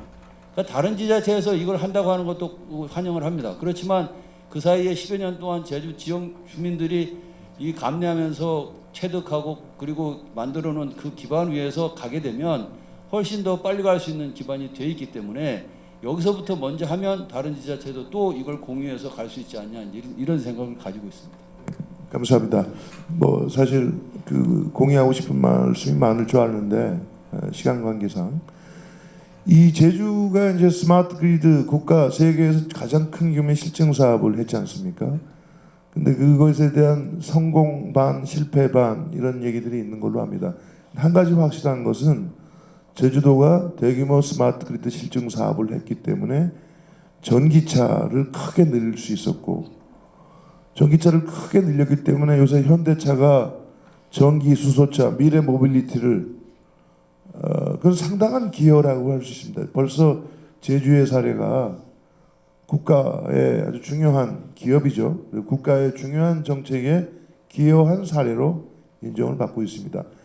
제가 드리고 싶은 말씀은 에너지 모빌리티가 디지털 기술과 결합할 때 더 큰 의미를 갖게 되는 거고, 그런 면에서 뭐 오늘 그린 뉴딜은 물론이고 디지털에 관한 말씀도 제가 그 태성길 그 제주 테크노파크 원장님 그리고 이재승 카카오 대협력 이사님께 청해 듣도록 하겠습니다. 예.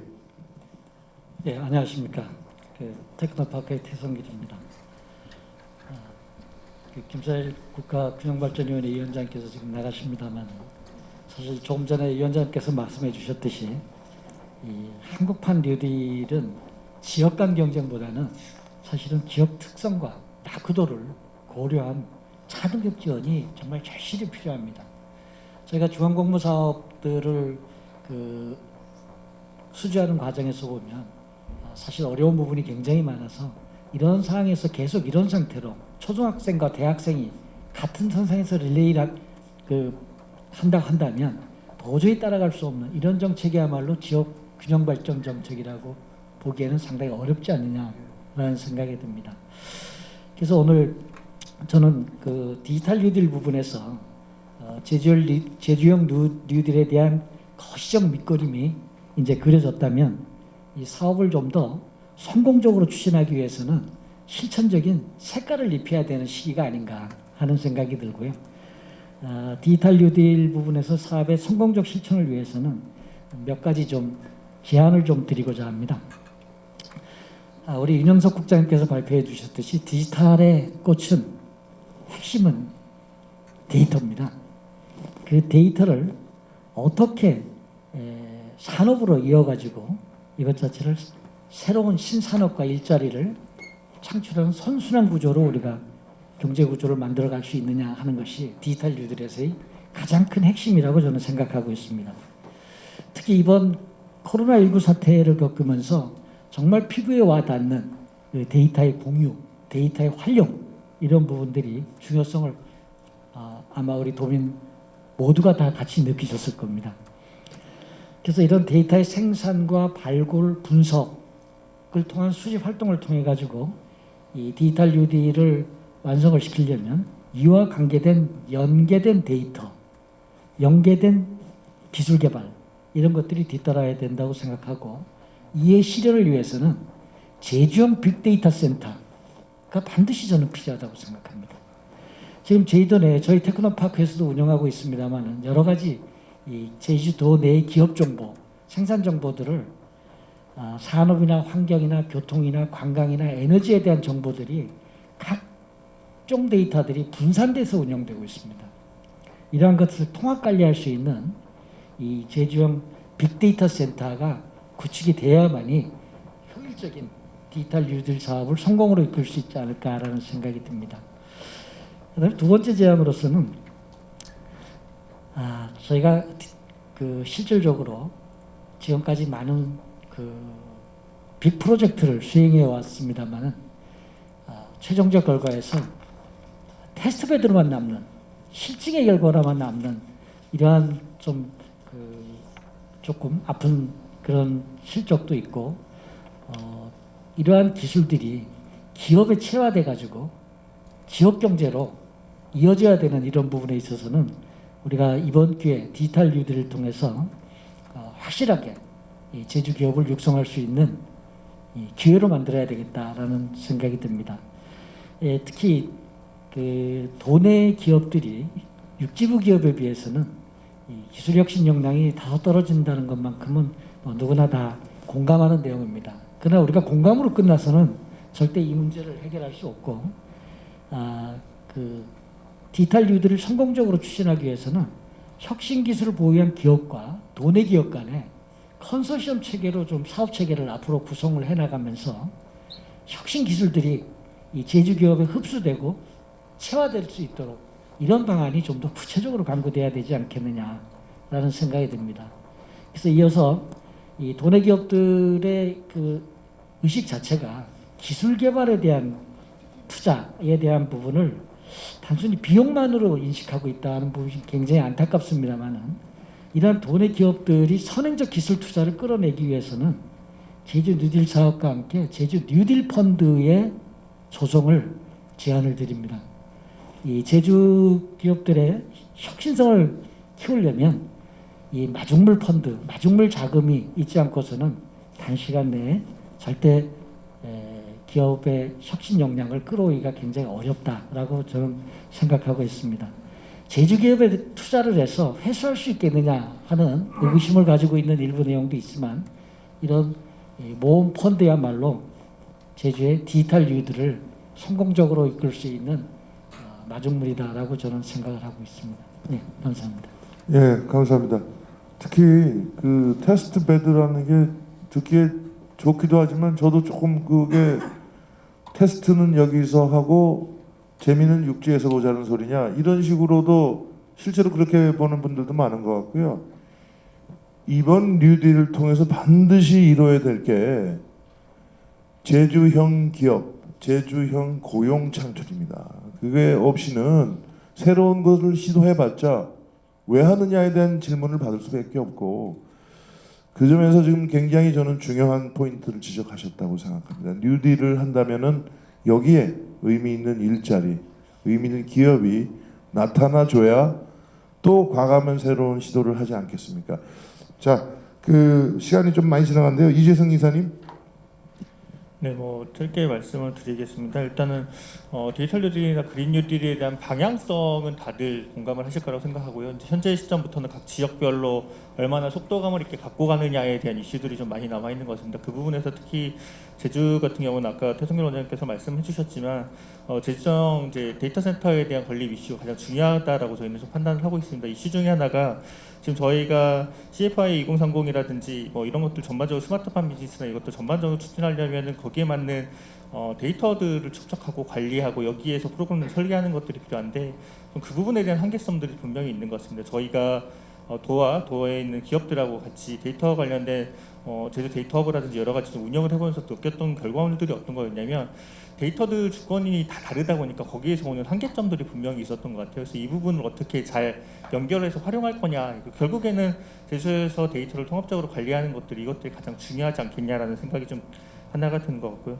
두 번째는 이제 그 제주의 지역 특성을 고려한 이제 사업들을 조금 더 속도감 있게 끌고 가야 된다. 그러니까 말씀해주셨던 디지털 뉴딜 펀드라든지 이런 것들이 좀 충분히 필요하다고 생각하고 또 하나 필요한 것들이 이제 지역 기업들과 이전 기업이든 아니면 육지에 있는 기업들이 같이 좀 협업할 수 있는 사업들이 좀 많이 있었으면 좋겠다. 이 사업들을 통해서 사실은 기술을 갖고 있지만 지역 소통을 잘하지 못하는 기업들이 기술과 지역 특성을 잘하는 지역 기업들과 연결이 됐을 때 나타날 수 있는 시너지들이 분명히 있고요. 특히나 TP나 이런 데서 진행하고 있는 다양한 사업들이 실제 성과로 만들어졌고 아까 말씀드렸던 제주 데이터허브 같은 사업들이 이렇게 만들어졌습니다. 그게 실제로 지역의 어떤 데이터 경제를 좀 활성화시키는 측면에서 도움이 됐던 것 같고요. 그래서 이런 형태의 비즈니스를 조금 더 속도감 있게 할 수 있게끔 행정이라든지 그리고 도의회 그리고 또 기업들이 조금 거버넌스 형태로 힘을 좀 모을 수 있는 기회가 있었다면 좋지 않을까 이렇게 생각을 합니다. 실제로 과기정통부에서 디지털 뉴딜을 주도하고 있는데 빅데이터 센터뿐만이 아니라 빅데이터 센터를 결합한 빅데이터 플랫폼을 지금 뉴딜의 핵심으로 하고 있고 우리가 제주가 일단 시작 마이데이터 사업부터 따낸 것이 그 길로 가는 좋은 신호가 아닌가 그렇게 생각을 합니다. 그리고 속도를 내야 된다. 진짜 속도를 내야 됩니다. 디지털 분야는 속도에서 뒤처지면 금방 낙후되기 때문에 그 선도성을 강조한 것도 저는 같은 맥락이고요. 그동안 이 그린 빅뱅 위원회에 참석하시면서 많은 그 자문을 해주셨죠. 박경린 제주대학교 교수님 말씀을 좀 청해 듣겠습니다. 예, 오늘 발표도 잘 들었고요. 말씀들 잘 들었습니다. 이제 그린 뉴딜이라는 그 정책 방향에 따라서 앞으로 많은 일들이 벌어질 것 같아서 이제 기대가 많이 됩니다. 근데 이런 사업들이 성공하기 위해서 이제 갖춰져야 될 일들이 있는데 그 중에 이제 가장 중요한 게 이제 제가 보기에는 인력이에요. 인력 양성을 어떻게 할 건지 인력들이 계속 공급이 돼야 지속적으로 사업들이 잘 벌어질 수가 있고 아까 이제 뭐 태생길 원장님 말씀하셨던 제주기업의 한계 이런 것들도 많은 부분이 인력에서 기여를 합니다. 그래서 저는 이제 제안을 드리자면 그린 뉴딜을 하면서 그린 뉴딜을 수행할 인력 양성 사업들도 같이 수행하는 게 이제 필요하다고 생각이 됩니다. 그 인력 어떤 특정한 분야의 인력 양성이라고 생각을 하면 대학의 경우에는 그 방법이 크게 두 가지로 생각할 수가 있습니다. 이제 첫 번째는 그 사회의 수요에 맞는 어떤 학과를 설치하는 거고요. 그 다음에 그 학과의 커리큘럼을 만드는 건데 이 학과 설치가 현실적으로는 이게 간단치가 않아요. 그 내부적인 그 절차들도 많고 실제로 여기 보면 제가 이제 전산통계학과 교수로 되어 있습니다만은 그 저희 학과도 전산통계학과도 데이터 사이언스 학과로 그 개편을 해서 빅데이터로 이제 특화해 나가겠다는 계획을 이제 대학 본부에 우리 학과 차원에서 제출을 해놓은 상태예요. 근데 이제 본부에서도 논의를 해야 되고 또 교육부 얘기가 돼야 되고 그다음에 이제 여러 가지 한계들이 있습니다. 그래서 빠른 속도로 아주 다이나믹하게 순발력 있게 할 수 있는 방법은 이제 연계 전공이에요. 그래서 그린 뉴딜을 분석해 보면 그 구성 요소들이 이제 굉장히 많고 인력 양성의 측면에서 보면 이게 굉장한 융합이에요. 그러니까 기존 학과로 보면 그린 뉴딜에 필요한 학과 개념으로 보면 환경공학과가 있고 그 다음에 에너지 쪽에 전기, 전자, 에너지공학과 그 다음에 이제 컴퓨터 쪽에 뭐 IT 학과들이 또 여러 개가 있습니다. 뭐 경영정보 등등 여러 개 학과들이 그 서로 중복되고 연계가 되는 부분인데 연계 전공을 만들어서 필요한 과목들을 줄여서 전공을 만들고 이 연계 전공을 이수한 학생은 복수 전공으로 그린 뉴딜 전공으로 졸업장에 나가는 이런 형태로 진행을 할 수가 있는데 이런 연계 전공을 만들었을 때 지금까지의 경험으로 봐서는 별로 실적이 안 좋았어요. 근데 안 좋은 이유가 뭐냐 그러면 이게 학생 입장에서 봤을 때는 일단 공부하기가 힘들거든요. 그냥 학과에서 정해진 커리큘럼 따라서 선배들 하던 대로 하면 졸업장을 받을 수가 있는데 본인이 여러 학과를 돌아다니면서 그 다양한 학문을 공부해야 되니까 공부하는 것도 힘들고 그 다음에 어떻게 보면 선도적인 길이에요. 안 가봤던 길을 본인이 가서 학생들 남학생들 같으면 중간에 군대 갔다 오고 그러면 7, 8년이 가는데 졸업할 때까지 7, 8년 후에도 이게 과연 유망한 분야가 될 건지 뭐 이런 여러 가지 그 부담들이 있습니다. 그래서 이런 연계 전공을 성공시키려면 이거 굉장히 많은 지원이 필요해요. 물론 커리큘럼도 잘 짜야 되고 그 새로운 과목들도 추가를 하고 강사들도 기존의 교수들도 활용을 하지만 또 실제 필드에서 일하는 실무팀들 그다음 뭐 정책 등등의 다양한 교육 혁신이 필요하고 여기에 또 이제 예산이 필요합니다. 그다음에 거기에 참여하는 학생들은 뭐 인턴이라든가 그 현장 경험도 많이 해야 되는데 그게 다 이제 예산하고 연관이 되는 일들이라서 연계 전공을 저희가 만들어서 시행을 했는데 지금까지는 별로 결과가 안 좋아요. 근데 이제 그린 뉴딜을 우리가 성공시키려면 여기에 필요한 인력 양성이 필요하고 그래야 기업 경쟁력이 높아지고 그래야 지역의 고용 창출에 도움이 될 거라고 생각을 합니다. 그래서 이 예산 지원은 크게 두 가지 차원이 있을 것 같아요. 하나는 중앙정부 차원의 인력 양성 사업들이 있고요. 예전에 제가 정통부 시절에 한 15년쯤 전에 그 ITRC라는 사업을 했었는데 그거는 대학원생들 고급 인력을 대학원생들을 지원해서 대학원생들이 연구비를 받으면서 그 실제 연구를 하고 뭐 논문을 써내는 이런 사업이었는데 아마 정통부에 그 ITRC가 전국에 한 50개 정도가 있었어요. 그 50개 ITRC가 제 생각에는 오늘날 그 IT 코리아의 바탕이 됐다고 생각을 합니다. 그리고 그 IT가 우리 저 방역할 때 쓰는 것도 사실은 이제 IT 역량이 굉장히 좋아서 방역 효과도 우리나라가 이제 뛰어나다고 생각이 됩니다. 그래서 중앙정부 차원에서 권역별로 그린 뉴딜 관련한 인력 사업 공고를 내서 그 지역에서 제안서를 받아서 거기에 선정된 학교들이 그린 뉴딜이라는 새로운 연계 전공을 만들어서 고급 인력을 양성할 수 있는, 인력 양성은 여러 가지가 필요하거든요. 어떤 센터를 통해서 뭐 몇 개월짜리 이제 단기 인력 양성도 필요하고, 그다음에 실제로 연구 개발을 할 수 있는 고급 인력 양성도 필요하고, 그래서 그걸 나눠서 너무 길어졌네요. 그래서 하여간 이런 인력 양성 사업이 중앙정부 차원 그리고 지자체 차원에서 필요하다는 점을 말씀드리겠습니다. 제가 정말 공감하는 말씀 해주셨습니다. 이게 실리콘밸리의 비결이 뭐냐 여러 군데서 찾는데 실리콘밸리에 좋은 인재, 좋은 인력이 많아서 그렇습니다. 버클리나 스탠포드나 제주대학이 이제 그런 역할을 제주 우리들을 위해서는 해줘야 되고요. 윤영석 미래국장이 와 계신데 이건 진짜로 중요한. 아까 제가 제주형 기업, 제주형 고용이 중요한데 사실 그보다 더 중요한 게 제주형 인재라고 생각합니다. 이 뉴딜을 이끌어갈 인재. 그 시간이 걸리는 게 문제죠, 시간이. 근데 제일 중요한 거는 전 그거라고 생각합니다. 예.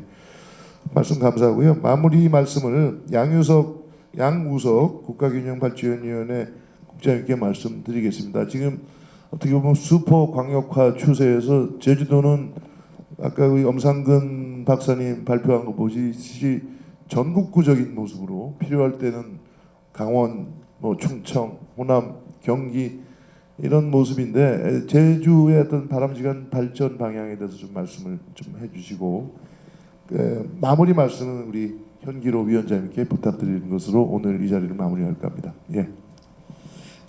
네, 국가균형발전위원회 대외협력국장 양우석입니다. 저희는 이제 지금 제주도에서 이제 뉴딜 관련해서 준비들을 상당히 많이 하시고 계신 거에 대해서 굉장히 감사하다는 말씀드리고요. 새로운 뉴딜에 대해서 하나 더 좀 소개를 해드리겠습니다. 잠깐. 그래서 한국판 뉴딜이 지금 총 한 160조 정도 국가에서 투자해가지고 시행을 지금 준비하고 있는데요. 그 중심이 이제 디지털과 그린입니다. 그와 별도로 아까 이제 사회안전망 사업이 이제 진행이 되고 있는데요. 이 중에서 위원장님이 아까 말씀하셨던 지역에 분배되는 예산이 47%라고 아까 하셨거든요. 그래서 저희들은 그거를 좀 더 최대한 50%를 넘겨야 되겠다는 게 저희들 위원회의 의견이고요. 그리고 이와 별개로 이 3개 축 이외에 대통령께서 추가로 말씀하신 게 이제 지역균형 뉴딜이라는 게 있습니다. 지역균형 뉴딜. 이거는 지금 현재는 이제 뭐 지자체 자체 재원하고 민간 자본들을 활용하고 뭐 이런 걸 주도적으로 추진하는 사업들 이것들로 지금 정부에서는 추진하려고 하는데 저희들은 160조 원과 별개로 플러스 알파로 지역균형 뉴딜을 저희들이 좀 사업 발굴을 통해서 지원하려고 하는 노력들을 저희 균형발전위원회에서 하고 있습니다. 그래서 이 지역균형 뉴딜이 한국판 뉴딜의 주요한 지금 축으로 이제 추가된 상황이기 때문에 이 제주도도 이 디지털과 그린과 별개로 지역균형 뉴딜에 참여할 수 있는 방안을 강구해 주시는 게 좋을 것 같고요. 그리고 이거는 다른 뉴딜과 다른 게 디지털과 그린은 중앙주도형이라고 볼 수 있겠지만 이 지역균형 뉴딜은 지역주도성을 강화하는 내용의 사업을 가질 수 있기 때문에 지역에서는 좀 더 활용하시면 지역 발전에 훨씬 더 큰 도움이 되지 않을까 해서 오늘 이 자리를 통해서 소개해드리겠습니다. 네. 감사합니다. 국장님 오늘 서울 올라가셔야 되나요? 저녁에 좀 더 자세히 말씀을 좀 여쭈고 싶습니다만 아주 좋은 정보, 좋은 가르침 감사드립니다. 예, 위원장님. 마지막 양 국장님 말씀 중에 좀 희망을 가져야 될지 이게 또 우리가 선도적으로 온 게 또 다른 지역으로 가버릴 건지 기대와 우려가 지금 공존하고 있습니다.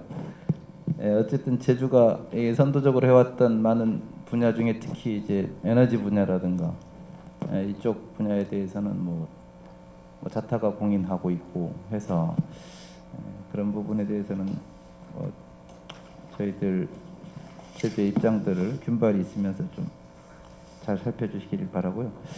근데 사실은 저는 이 뉴딜이 발표되면서 지금 여러 토론자분들께서 말씀하셨는데 이게 준비가 어디까지 언제부터 어디까지 되고 이렇게 발표됐지에 대해서 좀 상당히 좀 혼란스러웠습니다, 개인적으로. 이 정부 정책이 이게 발표가 되려면 이게 그 탑다운 방식으로 내려오는 것도 있지만 이렇게 밑에서 올라가는 부분들도 있잖아요. 근데 내용을 이렇게 살펴보려고 해도 이게 손에 잡히는 게 확 와닿지를 않더라고요. 그리고 그렇다면 이게 좀 산업계 쪽에서 민간 시장 쪽에서는 좀 파악하고 있느냐 했더니 그분들도 뭐 이렇게 확 이렇게 뚜렷하게 반응이 보니까 폭발적이지도 않은 것 같아요 지금. 네, 그래서 좀 구상 정도로 하고 일단 올해 발표하고 정부 사업들도 중앙주도형으로 거의 공모 사업으로 가고 아마 내년쯤부터 좀 정책 사업으로 이렇게 책정이 되면서 진행이 될 건가? 뭐 그렇게 이렇게 예상을 해보는데 제주 특별자치도 할 때 그렇지 않았거든요. 제주. 그러니까 제주 특별자치도는 사실은 특별자치도 노무현 정부에서 진행한 거는 자치와 분권의 핵심을 뒀는데 사실은 내용은 국제자유 도시에 초점을 맞춰진 게 많았어요. 사람, 자본, 상품 얘기. 그래서 뭐가 됐습니까? 제도 개선의 선행이 됐습니다. 개발 사업 용이하게. 이게 지금 10여 년이 지나고 나면서 그럼 제주도민들은 어떤 반응을 보이고 있느냐 이거죠. 자 그러면 지금 한국형 뉴딜이 발표됐으면 자 그래 우리 특별자치도 할 때 이렇게 해서 제주도를 선행적으로 갔는데 그러면 제주가 그동안 해온 거에 대해서는 왜 제도 개선을 안 해주냐 라는 논리를 우리는 들이댈 수 있거든요. 사실은 많은 실적도 내고 있고 선행적으로 사업도 해왔고 그런데 그런 것들이 제가 우리 의회에서도 마찬가지지만 다 제주도에서 자체적으로 지금 기법적 계획으로 지금 제주도가 선도적으로 가고 있는 거예요. 그러면 지금 얘기하고 있는 것들이 모든 게 다 걸림돌일 수밖에 없어요. 언제까지 이 자그마한 제주도 혼자만의 힘으로 거대한 산업 변화를 이끌어내고 할 수 있는 능력이 되나요? 그러려면 그 정도의 재원이나 능력이 있습니까, 저희가? 네, 한계가 있고 그런 부분에서 균발이 쪽에서도 지역 균형 발전 말씀하시면 그 지역이 어떤 제도의 제약들이 있는지에 대해서 충분하게 검토를 해주실 필요가 있겠다라는 좀 주문을 드리고 싶고요. 펀드 같은 거 사실은 좋죠. 예. 근데 여러분 제주 기업하면 생각나는 데 어디 있습니까? 삼다수예요, 삼다수. 수익 내는 기업. 개발공사 하나. 저는 에너지공사, 뭐 우리 박한식 교수님 말씀하셨지만 민영화는 절대 반대입니다. 저도. 그게 있을 수가 없는 거예요. 근데 이러한 역할들을 우리가 에너지공사가 세워졌는데 제주에 가면 제주도민들은 에너지 복지 차원에서는 세계적으로 최고의 혜택을 받고 있다. 이런 게 나와줘야 되죠. 그런데 그런 거에 대해서도 도민 체감도는 낮고 계속 이쪽 사업을 추진하려고 하는데 지역 민원들은 계속 발생하고 있고 자 그러면 우리가 기관에서는 이 문제 이거를 추진하는 대표 기업에서는 어떤 역할들을 할 것인가에 대한 고민도 선행이 돼야 된다. 지역 주민들이 체감도가 높으면 사업을 유치하려고 하지 반대하려고 할까요? 네. 그런 거에 대한 고민들이 좀 있었으면 좋겠다라는 겁니다.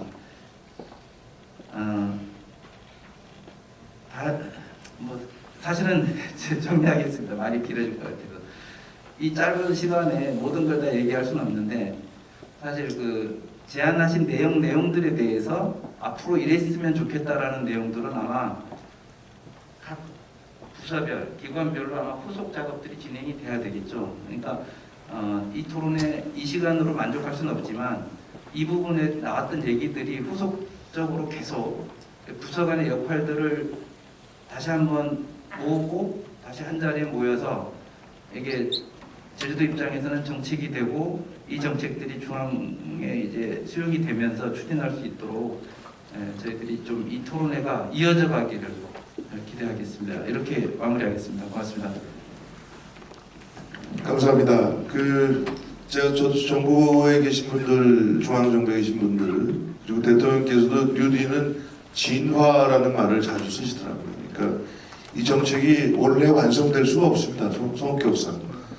해가 갈수록 더 잘 돼야 되는 게 이 뉴딜 정책의 중장기적인 특성이고, 그래서 여러 가지 가능성, 개선점은 열려 있다고 생각을 합니다. 내년 되면 좀 더 구체화되고, 내후년 되면 좀 더 구체화되고, 그런 것들을 누가 만들어 나가냐? 지금 말씀하신 것처럼 빠트먼, 지역이 자꾸 그런 것들을 찾아내야 될 거라고 생각합니다. 이 기회에 저도 한 말씀, 현기록 위원장님께 연구원의 입장에서 독자적으로 좀 하나 말씀을 드리겠습니다. 지금 농수축 경제위원회 위원장을 이끌고 계신데, 제주의 농수축산업이 얼마나 중요합니까, 그죠? 농수축 경제에 좀 미래를 한 단어 좀 추가해 주시면 어떨까? 제 앞에 지금 미래국장이 와 계시지만 농수축을 넘어서는 6차 산업이죠, 농업 이런 게. 근데 좀 미래라는 것들을 좀 함께 좀 중점으로 다뤄주는 위원회가 구성이 되면은, 사실 제가 알기로는 그 펀드 같은 것도 제주도에 추진했다가 아마 좀 잘 안 되고 그런 게 있었지 않았나요? 제가 잘 몰랐다면은 바로 잡아주십시오.